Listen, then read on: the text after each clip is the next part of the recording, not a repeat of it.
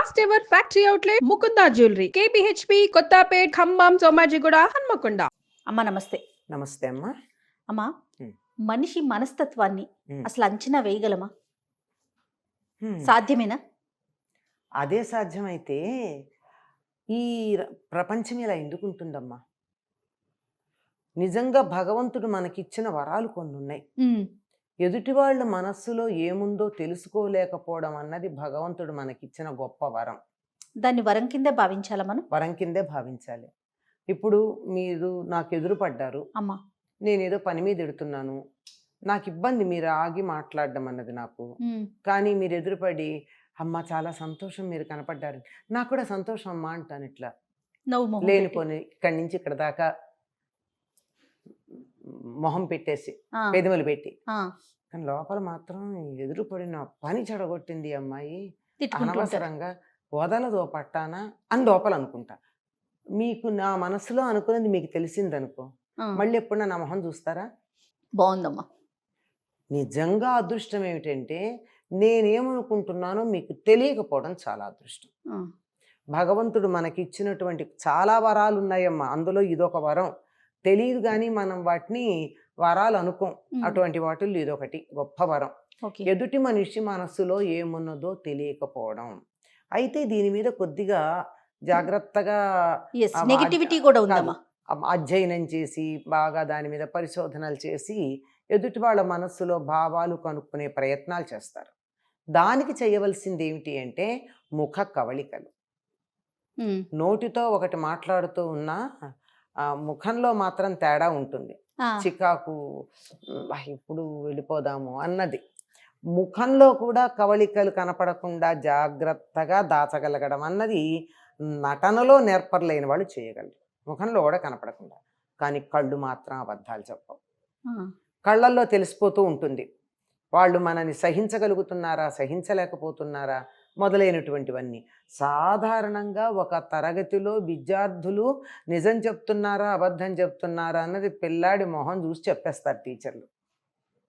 వాడు తలంచుకుని ఇట్లా మాట్లాడాడంటే వాడు అబద్ధం చెప్తున్నాడని అర్థం. ఇలా సమాధానం చెప్పాడు అనుకోండి, నిజం చెప్తున్నాడని.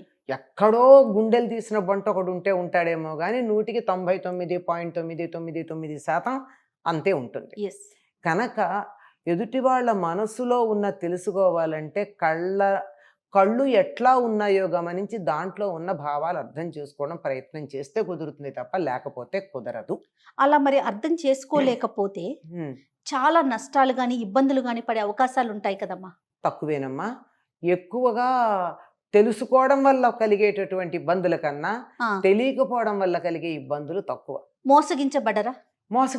అక్కడ జాగ్రత్త పడాలి. అది ఒకే చోట. కానీ ఇదైతే ఎదుటి వాళ్ళ మనసులో మన గురించి ఏమనుకుంటున్నారో ప్రత్యక్షణం తెలిసిపోతే బతకగలమా? అసలు లేదు కదా. అసలు బతకలేం. తోటి మనిషితో ఉండలేకపోతాం.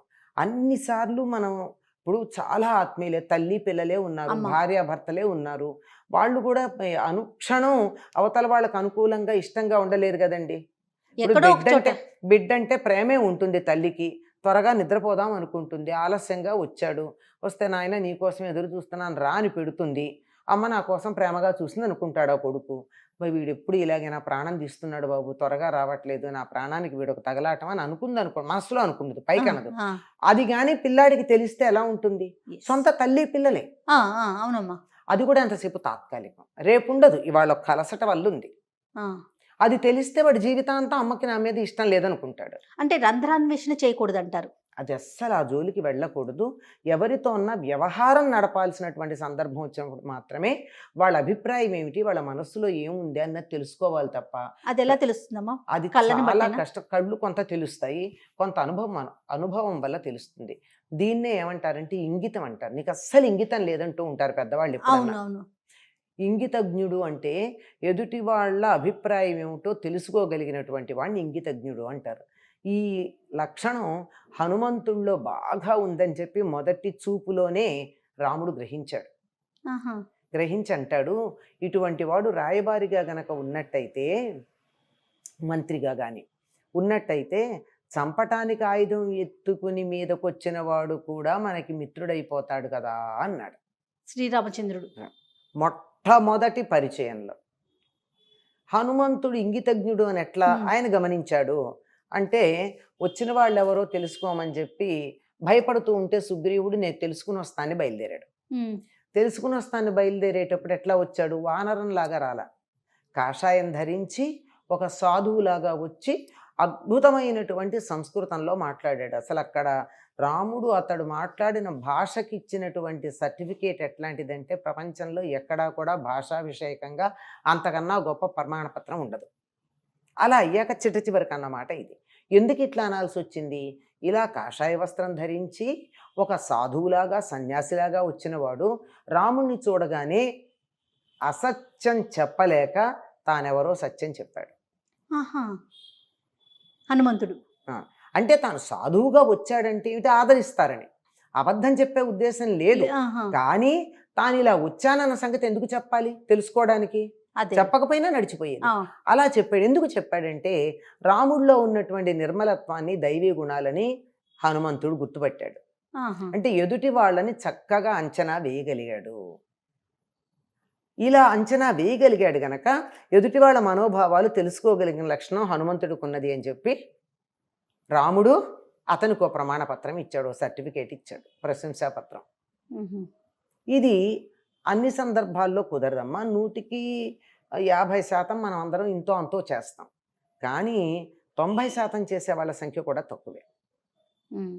తప్పనిసరిగా మన అంచనాలు అటు తారుమారవుతూ ఉంటాయి. ఇదే విషయాన్ని ధర్మరాజు కూడా భీష్ముడిని అడిగాడు ఒకసారి. అంపశయ్య మీద ఉన్నప్పుడు కలిసి ఎన్నో విషయాలు అడిగేవాడు. ధర్మాత్ములు అధర్మాత్ములుగా, అధర్మంలో నడిచేటటువంటి వారు ధర్మాత్ములుగా కనపడుతూ ఉంటారు, వాళ్ళని ఎట్లా గుర్తించాలి అని అడిగాడు. అందులో ముఖ్యంగా రాజులకు అవసరం కదా. అవును. అప్పుడు ఆ నక్క కథ చెప్తాడు. ఎవరు? భీష్ముడు. అది వచ్చి సింహం దగ్గర అది మంత్రిగా ఉంటుంది, పూర్వజన్మ జ్ఞానం కలిగి. అతడు చాలా నక్క చాలా గొప్పగా మంచి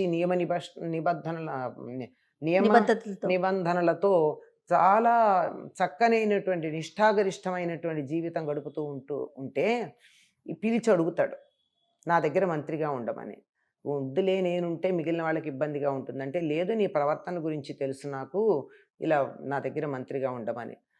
ఎంత చెప్తే అంత విన్నాడు. తర్వాత ఆ సందర్భంలో మిగిలిన మంత్రులకి ఇతడి మీద అసూయ కలిగి ఏం చేశారంటే, అతడు సింహం కోసం తెచ్చిన మాంసాన్ని తీసుకెళ్ళి ఈ నక్క ఉండేటటువంటి దాంట్లో పెట్టి నివాసంలో, నీ ఆహారాన్ని వాడు దొంగతనం చేశాడు, నువ్వు నమ్ముతున్నావు చూసావా అని చెప్తారు.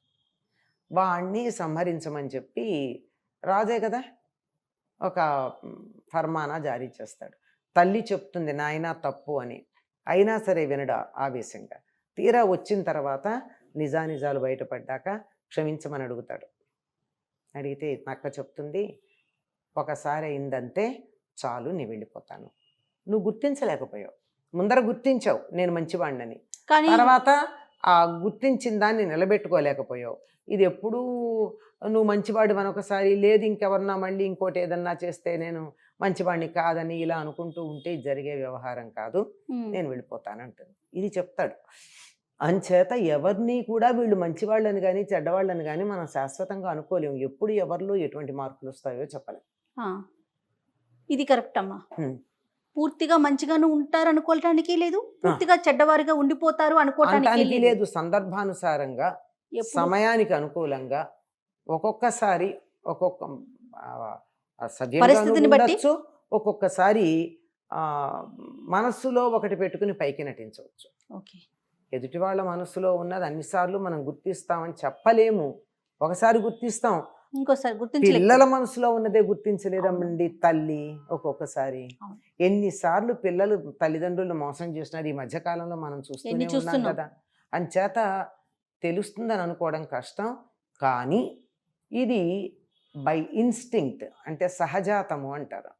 దానివల్ల తెలియాలే కానీ పాండిత్యం వల్ల శాస్త్రజ్ఞానం వల్ల తెలుస్తుంది అన్నది మాత్రం తప్పు. ఎప్పటికప్పుడు ప్రతి క్షణం మనం జాగ్రత్తగా ఉండటమే, అంతే అంతే కదమ్మా. పైకి కూడా వాళ్ళు మనతో సవ్యంగా ప్రవర్తిస్తున్నంత కాలం నీ పట్ల నాకు సదభిప్రాయం ఉందనే మనం చెప్తూ ఉండాలి తప్ప ఉమ్. ఏ చిన్నది మనం వాళ్ళల్లో లోటు గమనించినా నేను గమనించాను నువ్వు నాకు వ్యతిరేకంగా ఉన్నామని మాత్రం అనకూడదు. అసలు ఎక్స్ప్రెస్ చేయకూడదు. చేయకుండా ఉండడం చాలా మంచిది. నమస్తే అమ్మ. నమస్తే అమ్మా.